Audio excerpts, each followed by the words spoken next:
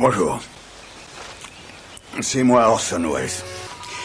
J'aime pas trop les voleurs et les fils de pute.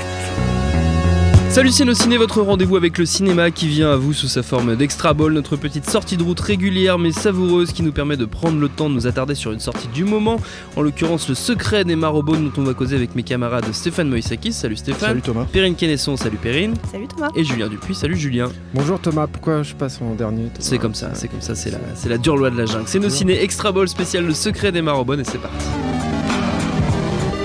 Monde de merde. Pourquoi il a dit ça? C'est ce que je veux savoir. Le Secret des Marrowbones et Le Secreto des Marrowbones en VO, car c'est un film espagnol, vous remarquerez l'accent bien travaillé, signé Sergio Sanchez, complice de Juan Antonio Bayona, qui a signé les scénarios de L'Orphelinat et The Impossible, un film espagnol donc, mais qui se passe tout de même en Grande-Bretagne, dans la famille Marrowbone, dont les enfants, par peur d'être placés et séparés, dissimulent la mort de leur mère et se planquent dans la ferme familiale, une cachette qui va se révéler peu à peu de plus en plus hostile. Est-ce que c'est bien ça? Est-ce que j'ai bien résumé l'histoire, chers amis? C'est magnifique. C'est magnifique, vous êtes touchés. Est-ce que vous êtes enthousiasmé par ce film? Julien, tiens, tu te plaignais d'être salué en dernier, tu vas commencer à parler. C'est un film, j'ai envie d'être tolérant avec les défauts du film. C'est-à-dire qu'il y a pour moi, il y a des gros problèmes qui sont liés surtout en fait à l'intrigue du fantastique, à l'intrigue fantastique en fait à l'intérieur du récit. C'est-à-dire que je trouve, alors sans vouloir trop dévoiler les nombreuses surprises du film, parce qu'il y a quand même quelques surprises, je trouve que la principale menace ne fonctionne pas. Je trouve que on va dire le côté monstrueux en fait du récit n'est pas très fort. Et je trouve aussi qu'il y a un souci sur le twist en fait, qui est un peu une maladie, je trouve, de ce cinéma espagnol fantastique. Je pense qu'ils ont tous été un peu traumatisés, dans le bon sens du terme, par les films d'Amenábar. Il y a des schémas assez récurrents, et donc il y a souvent cette volonté de réserver un retournement final. Et pour moi, le problème, alors ça peut être très subjectif, mais je trouve que c'est très très vite éventé. On découvre tout de suite ce qui se trame là-dessous, quoi. Alors pourquoi j'ai envie d'être tolérant? Parce que je pense que malgré ses problèmes, c'est un film qui a le cœur au bon endroit. C'est un film qui est extrêmement respectueux des thématiques qu'il aborde et du genre aussi qu'il aborde, qui essaye de le faire avec beaucoup de soin. Et quand je parle de cœur, c'est que la grande force du film, c'est là en fait. C'est-à-dire que, alors c'est pareil, c'est compliqué d'en parler sans spoiler, mais il y a quelques très belles idées, et notamment une dernière scène finale, une dernière trouvaille qui, alors je n'irai pas plus loin, mais un jeu sur les reflets qui en dit très long sur les personnages, et et ça c'est assez fort pour un premier film, et je pense que c'est aussi dû à l'expérience de scénariste de ce jeune cinéaste qui en dit très très long en fait sur le personnage et sur l'accomplissement en fait du personnage, et ça me donne envie donc de passer l'éponge sur les réelles problématiques en fait du film, qui m'ont quand même un petit peu gâché le spectacle personnellement. Perrine, je crois que t'étais pas trop d'accord sur le twist. Moi je l'avais pas vu venir de manière aussi balisée que toi, Julien. Je crois que toi t'étais plus satisfaite. Ah oui, pas du tout, moi je l'ai pas alors que oui, c'est vrai que le film quand tu parles d'héritage d'Amenábar, c'est évident, on pense tout de suite à les autres, on pense évidemment à L'Orphelinat, c'est logique, c'est la même personne qui l'a écrit, donc ça tombe sous le sens. Donc il y a une espèce de tradition du cinéma espagnol d'épouvante récent qui fonctionne très bien, même si là on est dans un cadre britannique avec que des acteurs britanniques, ça fonctionne particulièrement bien ça. Mais moi je pouvais m'attendre à ça, mais j'ai rien vu venir, clairement je l'ai pas du tout vu venir, et le film aussi joue avec ça en permanence. C'est un film à tiroir, c'est un film en permanence, c'est twist contre twist sur contre twist, donc finalement moi je me suis un peu laissé perdre dans ces twists là, et j'attendais plus rien, je les regardais vraiment de façon très très passive en fait. J'étais très contente de voir comment ça se déroulait devant mes yeux, et je suis d'accord sur le fait que c'est un film qui a vraiment comme tu disais, le cœur au bon endroit.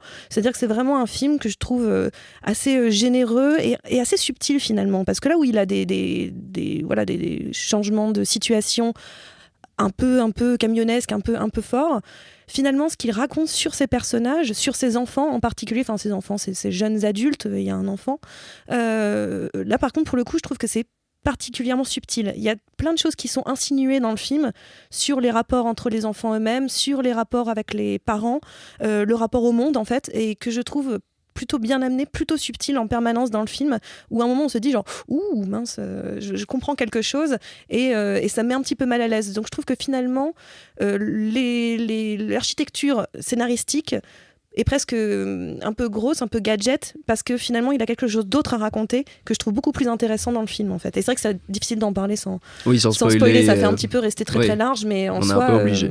Voilà, parce qu'il y a vraiment beaucoup trop de retournements pour trop en dire. Ouais, ça gâcherait un petit peu le plaisir. Stéphane, ton avis, toi? Moi, je suis assez d'accord avec Perrine et Julien, de manière globale. Je ne veux pas dire que j'ai vu venir forcément effectivement le twist exact, à proprement parler, même si quand tu sors du film, finalement, parce que c'est vrai qu'on en fait tout un truc, quoi, quand tu sors du film, c'est clairement... c'est clairement dans la même logique que les twists qu'on peut voir si tant est qu'on considère comme des twists justement dans l'orphelinat ou ce genre de choses, quoi. C'est un rapport, c'est en fait c'est un jeu qui se joue entre la réalité et la fiction, enfin la réalité et l'imaginaire fantastique que le film propose. Et là-dessus, en fait, c'est dans la même veine effectivement que l'orphelinat, avec cette le problème d'arriver 10 ans après l'orphelinat et d'avoir effectivement les mêmes qualités d'écriture que l'orphelinat sur le papier, mais pas forcément transcendé par la mise en scène. Faut rappeler quand même, c'est un premier film en tant que réalisateur. Je pense que n'importe quelle personne de manière générale à qui il est arrivé de changer de métier en cours de vie, en fait en cours de carrière, se rend compte qu'il a des fonctionnements liés à son précédent métier. Et là, c'est un peu ce qui se ressent en fait quand on regarde le film. On en parlait avec Perrine hors antenne. Moi, justement, le truc qui amorce le twist, en fait, il y a une scène très spécifique dont on peut parler à un moment donné. C'est vraiment un truc un peu énigmatique qui arrive au début du film, où il y a une personne qui arrive et qui les attaque en fait dans la maison. C'est très précisément le point de bascule en fait où tu acceptes, si tu veux, la logique de film à twist, parce que le film s'arrête à ce moment-là et reprend ailleurs. Donc il y a une vraie narration morcelée par rapport à ça. Et par exemple, je pense qu'un Bayona aurait fait ça sans problème. En fait, il aurait vraiment travaillé la mise en scène autour de cet élément-là.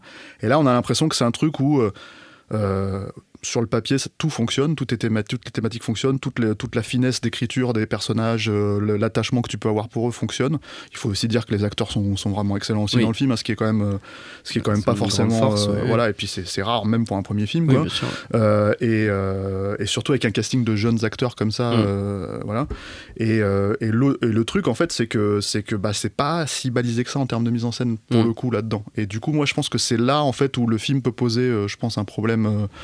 Déjà, je pense peut-être de compréhension par moment, c'est-à-dire juste parce que cette scène qui est pivot en fait, même si je la dévoile pas du tout, c'est vraiment un truc très simple. Je pense que si on l'achète comme ça, on peut dire que c'est la menace en fait qui arrive et qui va faire basculer l'histoire. On peut se perdre en fait, c'est ça que je veux dire. C'est-à-dire que la façon dont c'est amené, la façon dont c'est présenté en termes de mise en scène, on peut totalement se perdre dans cette logique-là, quoi. Et partir sur d'autres pistes en fait, puisque c'est effectivement aussi un jeu de pistes. C'est ce que cherche à faire le film en permanence aussi, c'est créer des fausses pistes tout le temps. Je dis pas le contraire, si ce n'est que, comment dire, il y a encore une fois, là je veux pas me servir forcément de l'orphelinat comme un contre-exemple, quoi. Mais dans l'orphelinat, tout prime. Et là, je peux un peu spoiler le film éventuellement, quoi, mais tout prime en fait dans le jeu entre la réalité et ce qui se passe dans la tête du personnage principal, quoi. Et notamment, en fait, tout est ramené à la mise en scène, en fait. Tout est, que ce soit, par exemple, dans la scène finale, le phare qui s'allume ou qui s'éteint, l'enfant qui est vivant ou mort dans les bras et tous ces trucs, tout ce jeu de mise en scène, tu peux l'écrire sur le scénario. Mais il faut le mettre en image vraiment, et il faut la porter de façon très très empathique, parce que c'est ça en fait, c'est un film qui est extrêmement empathique, l'orphelinat. Et disons que c'est ce qui moi me manque un tout petit peu, mais encore une fois, si je devais faire un comparatif, et je le fais parce que c'est la même équipe, quoi. Mais c'est ce qui me manque en fait en regardant Les Marrowbones. Maintenant, pour moi ça reste un film si tant est d'horreur, on va dire, supérieur à la moyenne de ce qui se fait en ce moment. Donc c'est assez apaisant à voir, et comme disait Julien, t'as envie de lui passer un peu ses erreurs de jeunesse pour apprécier le film de manière globale, quoi. Et Julien, je crois que t'avais une une recommandation à faire, même si c'est pas... Perrine, tu voulais rajouter quelque chose, pardon. Je t'ai coupé l'herbe sous le pied. C'est juste parce que tu parlais d'un changement de carrière pour le réalisateur, donc qui était scénariste. Sergio Sanchez. Je sais pas si je traduirais ça comme un changement de carrière vraiment, parce qu'à l'origine, L'Orphelinat, quand il l'a écrit, il voulait le réaliser. Oui. Il voulait le faire. Et finalement, c'est les producteurs qui lui ont dit, non, toi tu débutes, on te connaît pas et non. Ils lui ont imposé d'une certaine façon Bayona. De là, une chouette relation entre les deux personnes, puisque ça s'est poursuivi sur The Impossible. Mais finalement, j'ai l'impression que comme Bayona l'a produit ce premier film, il y a une sorte de mini-revanche de la part de Sanchez, de dire ça y est, enfin je peux faire mon premier film, qui est un peu un équivalent, plus ou moins, de L'Orphelinat. Et en même temps, je trouve que c'est très complice de la part de Bayona de dire bon, en fait, c'est moi qui t'ai un peu priqué ton premier film, maintenant je t'aide à faire le suivre, ton premier à toi. Je trouve qu'il y a un espèce de rapport hors film complètement, que je trouve un petit peu la petite histoire dans l'histoire que j'aime bien. Alors ce que tu es en train de me dire, c'est que L'Orphelinat aurait pu être un moins bon film que celui qu'on a vu il y a 10 ans, donc. Peut-être pas. Non, mais c'est vrai que voilà, quand je parle de changement de carrière, après c'est clairement aussi une question d'expérience, c'est-à-dire que sur les 10 ans où il a continué à écrire des films, il a écrit un film qui s'appelait The End, il a écrit...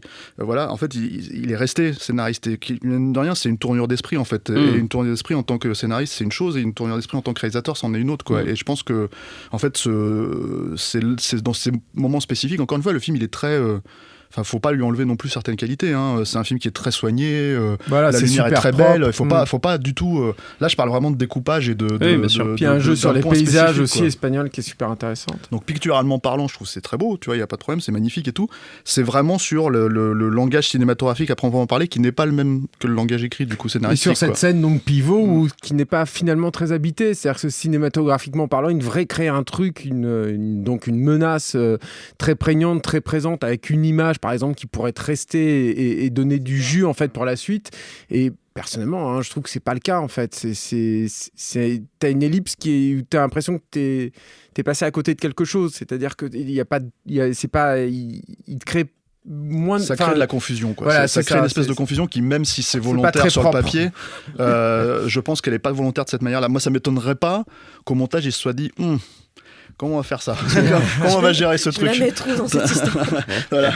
Donc, je pense que c'est un peu ça. Mais après, encore une fois, je veux dire, ça reste un film de qualité supérieure à ce qui se fait dans le genre en ce moment. Ce qui est intéressant, c'est de voir aussi que c'est il y a Anya Taylor-Johnson dedans. Il me semble que c'est son nom. Oui, tout à fait. On va dire que c'est comme ça. Qui était dans Split, qui était dans The Witch. Dans The Witch aussi. C'est une sorte de confirmation. Là, elle est aussi dans un autre film avec Olivia Cook, dont, bien sûr, j'ai oublié là à l'instant le titre. Donc vous le chercherez. Vous chercherez sur Google. Voilà, mais qui est aussi un film de genre. Donc elle assoit en fait vraiment, elle continue à asseoir par des bons choix. Honnêtement, c'est des bons choix, que ce soit Split ou The Witch, ou encore une fois Marrowbone, avec défauts et qualités, mais c'est un bon choix. Elle assoit vraiment son statut de petite princesse du genre actuel, avec un physique tout à fait particulier. Et je trouve que c'est plutôt intéressant de suivre à travers ce film-là, encore une fois, la carrière de cette jeune actrice britannique. C'est vraiment une comédienne à suivre.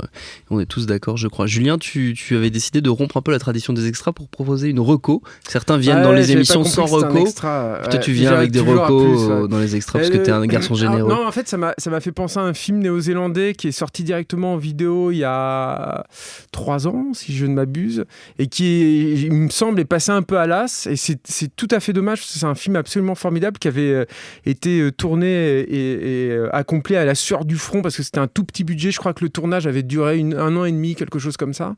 Et ça s'appelle Housebound. C'est un film dont Peter Jackson a vanté les mérites et qui, dans ses thématiques, alors pas dans son traitement parce que Housebound c'est plus un film d'horreur, une comédie d'horreur, on va dire. Mais en tout cas, il y a des points communs très très forts avec les Marrowbone, même si pour le coup là c'est un film contemporain, encore une fois avec beaucoup d'humour. Mais bon, il y a pareil, il y a une réflexion sur la famille, sur l'attachement à un lieu donné, sur une menace qui se terre à l'intérieur de ce foyer familial. Et voilà, je trouve que c'est une occasion en fait de rappeler l'existence de ce petit film assez méconnu, il me semble, et qui vaut le détour. Donc Housebound. Donc à voir en plus du Secret des Marrowbone qui lui est à voir en ce moment au cinéma. Et notre temps est écoulé. Merci à tous les trois. Merci à Camille à la technique, à l'antenne Paris pour l'accueil, nosciné.com, binge.audio pour toutes les infos utiles. On vous dit à très bientôt.